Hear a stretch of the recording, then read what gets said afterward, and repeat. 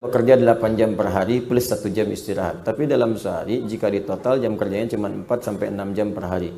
Karena memang kerjaannya tidak banyak. Sisanya ada yang tidur, main HP dan lain-lain.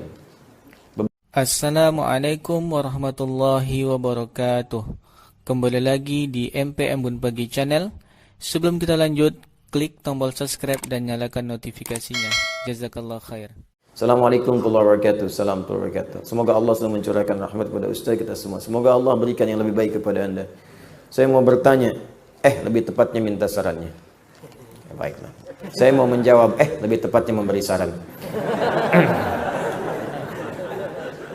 Saya baru beberapa bulan kerja di sebuah perusahaan. Baik, di satu perusahaan. Lebih tepat, kita bekerja 8 jam, bukan kita, Anda. Anda bekerja 8 jam per hari plus 1 jam istirahat. Tapi dalam sehari jika di total jam kerjanya cuma 4 sampai 6 jam per hari. Karena memang kerjaannya tidak banyak. Sisanya ada yang tidur, main HP dan lain-lain. Beberapa bulan ini saya merasa risau karena ini seperti korupsi waktu. Masya Allah. Mohon sarannya Ustadz, apakah saya harus meninggalkan pekerjaan? Karena saya takut ini akan menambah berat hisaban saya kelak di akhirat karena pekerjaan ini dan karena saya menafkahi ibu saya dari pekerjaan ini. Mohon sarannya. Sepanjang pekerjaan itu halal, bukan pekerjaannya yang ditinggalkan, tapi kebiasaan Anda yang dirubah.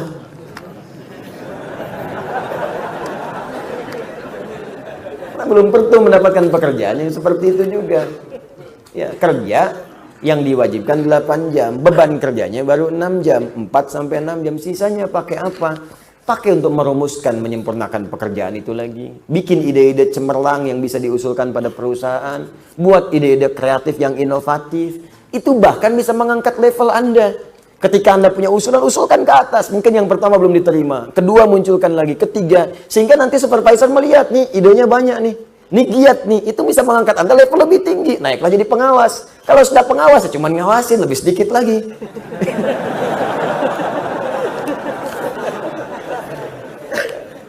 Bisa jadi pakai apa? Ya pakai untuk ibadah di situ, baca Quran. Setelah itu minta berdoa, ya Allah berkahi pekerjaan saya.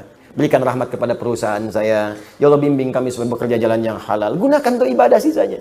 Imma Anda membuat ide-ide kreatif atau Anda coba deteksi apa nih pekerjaan untuk besok. Siapkan lagi. Itu yang dimaksud ayat fa idza faraghta fansab. Jika telah selesai yang sekarang, siapkan buat yang nanti. Saya membiasakan rumus Quran ini sejak belajar. Saya mau belajar ke Timur Tengah, bahkan saat lulus pesantren, ya sebelum ke Timur Tengah saya mampir dulu ke satu kampus di Fakultas Dirasat Islamiyah di UIN, Syarif Hidayatullah. Itu sebelum saya masuk, saya pengen dulu bahkan ke Madinah, ke Jamiah Islamiyah.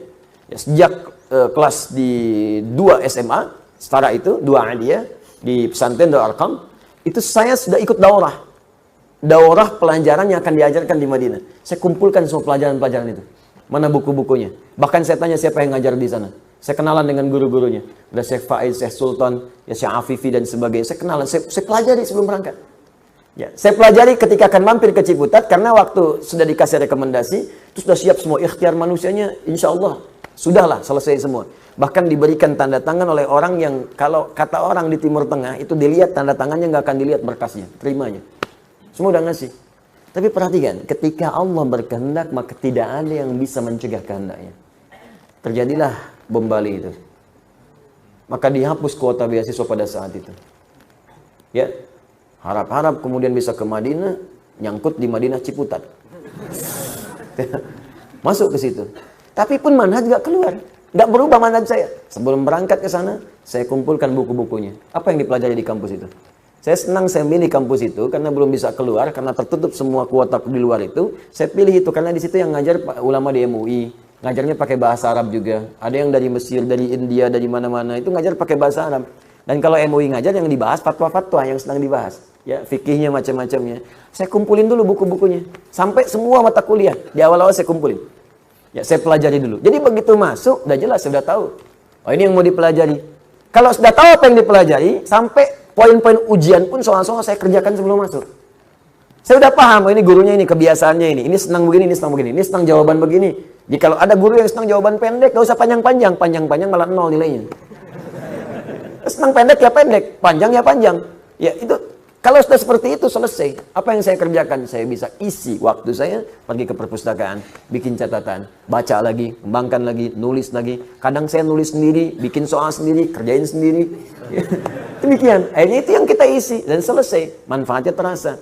Ya, begitu kemudian datang di pertengahan, datang undangan ke Libya. Saya berangkat kemudian ke sana secara singkat, sama persis saya pelajari juga. Dan hemat waktu saya banyak. Akhirnya saya bisa ke perpustakaan. Saya petakan di perpustakaan, bisa menulis, bisa macam-macam, kumpulkan. Dan ternyata Allah sangat indah memberikan takdirnya. Ya, harap-harap ke satu tempat, Allah tempatkan ke tempat lain dulu untuk belajar ke tempat-tempat lain yang lebih luas. Dari Libya kalau libur bisa ke Mesir, talaki ke Syekh Azhar langsung belajar ke beliau, ke Tunis juga berangkat, sempat juga ke Saudi juga, masuk ke Ummul Qura juga, lihat juga sekitarannya. Jadi hampir semua tempat dengan skala madhab itu saya belajar. Akhirnya harap-harap dapat satu, diberikan lebih daripada itu. Balik lagi. Maka fa'idha faraghta fansab wa ila rabbika farghab. Jadi bukan ditinggalkan pekerjaannya, tapi dirubah kebiasaan.